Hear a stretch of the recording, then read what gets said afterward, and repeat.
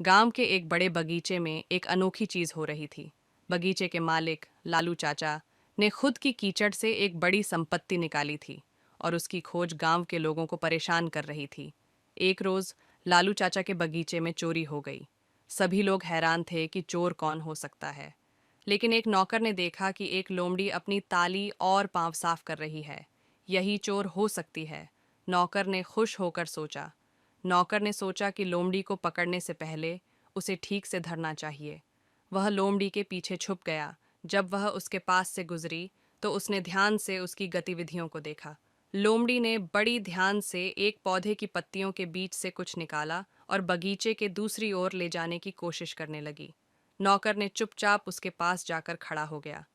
अरे लोमड़ी, तुम यहाँ क्या कर रही हो? उसने पूछा, पार्श्ववान को पूरी ध्यान देते हुए।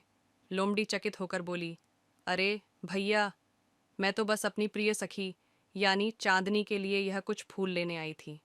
नौकर ने हंसते हुए कहा, तुम लोमड़ी और फूलों के साथ कैसे छोड़ी हो? चाचा, तुम्हें तो बांधकर फूलों की खोजने के लिए भेजा था। लोमड़ी बोली। ओह भैया, वास्तव में मैंने कोई चोरी नहीं की। मैं तो यहाँ सिर्फ अपने प्यार के लिए हूँ। नौकर ने हंसते हुए चाचा के पास चला गया और लोमड़ी को चाचा के सामने ले गया। चाचा ने सभी को सुना और बोला, लोमड़ी, तुम गलतफहमी में पड़ गई थी। अब जाओ, अपनी दोस्त के साथ मज़ा करो। खोज, चोरी का अनोखा सच। यह कहानी हमें यह सिखाती है कि जब हम एक व्यक्ति को चोर के रूप में देखते हैं तो हम बड़ी आसानी से गलत निष्कर्ष निकाल सकते हैं।